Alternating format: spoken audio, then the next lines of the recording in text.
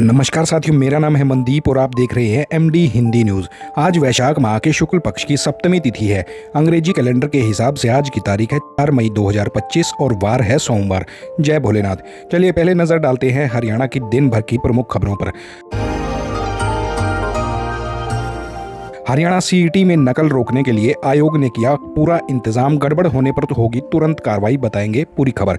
मौसम विभाग ने जारी किया येलो अलर्ट, 2 से 3 दिन बारिश के आसार, बिजाई 7 मई तक टालने की सलाह, बताएंगे पूरी खबर। फरीदाबाद मंडल में बिना मान्यता के पकड़े गए 74 प्राइवेट स्कूल, अपने बच्चों के दाखिले से पहले पता कर लें लिस्ट, बताएंगे पूरी खबर। हरियाणा में कब्जा धारकों की हुई मौज, सैनी सरकार ने कर दिया है ये बड़ा ऐलान, बताएंगे पूरी खबर। गुरुग्राम में जल भराव पर सख्त हुए राव नरबीर, अधिकारियों की जिम्मेदारी करी गई तय, बताएंगे पूरी खबर। हरियाणा के पूर्व सीएम बंसीलाल के भाई का निधन, 80 साल की उम्र में ली अंतिम सांस, बताएंगे पूरी खबर। गुरुग्राम के होटल में बिना सूचना ठहराए गए विदेशी नागरिक, रेड में इराक और केन्या मूल के नागरिक मिले, वीजा हो चुका है खत्म, मैनेजर पर एफआईआर, बताएंगे पूरी खबर।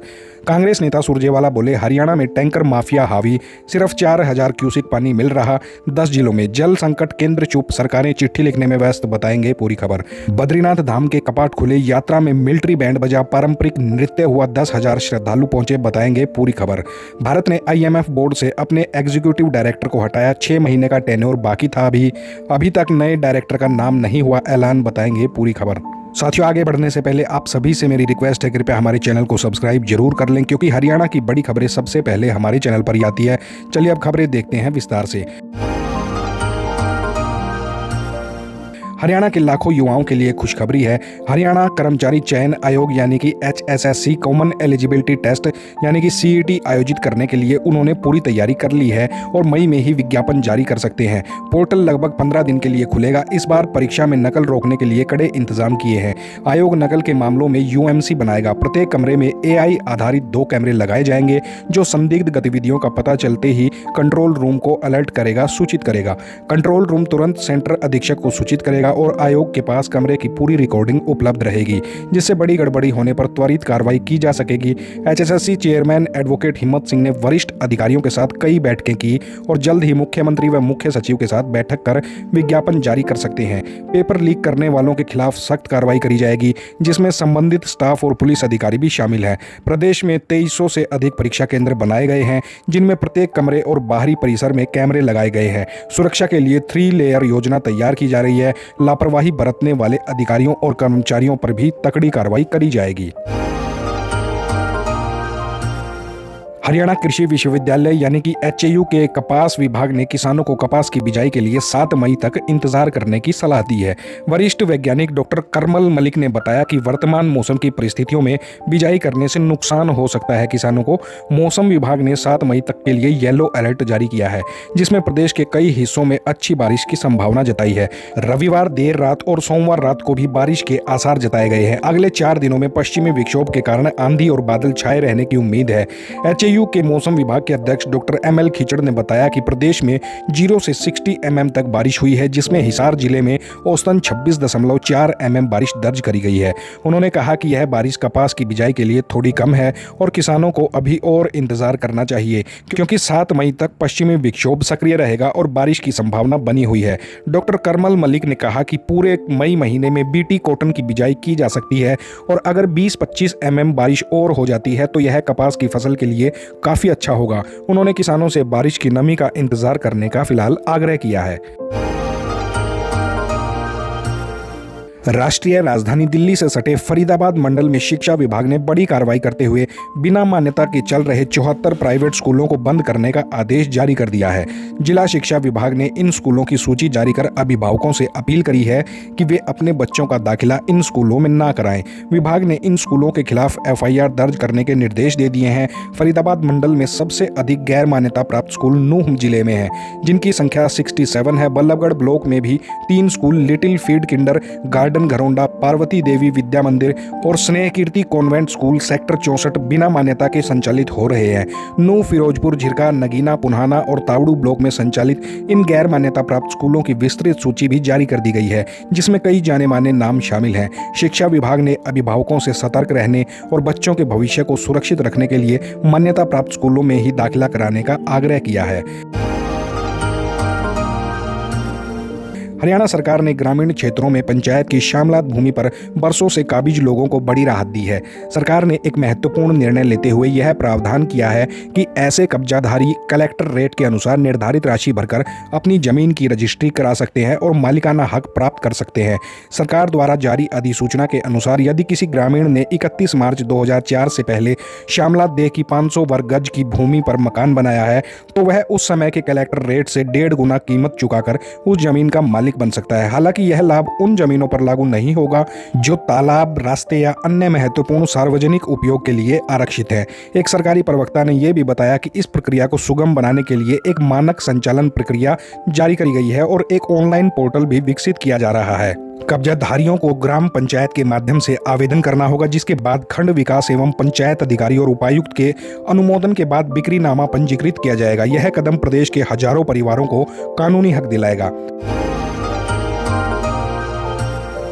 गुरुग्राम में बेमौसम बारिश के बाद जलभराव की समस्या को गंभीरता से लेते हुए उद्योग एवं वाणिज्य मंत्री राव नरबीर सिंह ने अधिकारियों की जवाबदेही इसमें तय की है। उन्होंने नगर निगम और गुरुग्राम महानगर विकास प्राधिकरण के अधिकारियों को जलभराव को चिन्हित करने वाले स्थानों पर एक एक अधिकारी की जिम्मेदारी सुनिश्चित करने के निर्देश दिए हैं। लापरवाही बरतने पर सख्त कार्रवाई की चेतावनी भी दी है। राव नरबीर ने Sikandarpur sector 27, 28, 43, 51, 54, 56, Shiv Nadar school road, Wazirabad, Artemis hospital, red light सहित कई स्थानों पर निरीक्षण भी किया। उन्होंने कहा कि मानसून में जलभराव रोकने के लिए अगले 2 महीने में गंभीरता से काम करना होगा। सड़क निर्माण में नालों की सफाई और फुटपाथ निर्माण को प्राथमिकता देने के निर्देश दे दिए गए हैं। ड्रेनेज और सीवर सफाई में स्थानीय पार्षदों और RWA की सहमति लेने पर जोर दिया गया है। इसके अतिरिक्त अवैध मीट दुकानों द्वारा ड्रेनेज में कचरा डालने की शिकायतों पर कार्रवाई करते हुए 1 महीने के भीतर उन्हें बंद करने के निर्देश दिए हैं। राव नरबीर ने अधिकारियों को जनता के प्रति जवाबदेह रहने और समस्याओं का त्वरित समाधान करने का आदेश दे दिया है। हरियाणा के पूर्व मुख्यमंत्री बंसीलाल के छोटे भाई हरि सिंह का कल 80 वर्ष की आयु में निधन हो गया। उनके पैतृक गांव गोलागढ़ में उनका निधन हुआ। उन्हें कल सुबह ही दिल का दौरा पड़ गया था। उनका अंतिम संस्कार कल रविवार को कर दिया गया। बंसीलाल 8 भाई बहन थे, जिनमें हरि सिंह 7वें नंबर पर थे। वे गांव में रहकर खेती करते थे और 4 बच्चों के पिता थे। गांव के सरपंच प्रतिनिधि संदीप ने बताया कि हरि सिंह शनिवार तक स्वस्थ थे। हरि सिंह के भाई पूर्व मुख्यमंत्री बंसीलाल एक बहुत ही कड़क मुख्यमंत्री के रूप में जाने जाते थे। बीजेपी के राज्यसभा सांसद किरण चौधरी उनकी बहू थी। बंसीलाल 4 बार हरियाणा के मुख्यमंत्री और 2 बार केंद्र में मंत्री रहे हैं। उनके बड़े बेटे रणवीर महिंद्रा BCCI के अध्यक्ष और छोटे बेटे सुरेंद्र सिंह सांसद रहे हैं। 1991 में बंसीलाल ने हरियाणा विकास पार्टी बनाई थी, जिसका 2004 में कांग्रेस में विलय हो गया था। साल 2006 में बंसीलाल का निधन हो गया था। हरि सिंह का अंतिम संस्कार गोलागढ़ में किया गया, जिसके लिए परिवार और ग्रामीण वहां पर एकत्रित हो गए थे।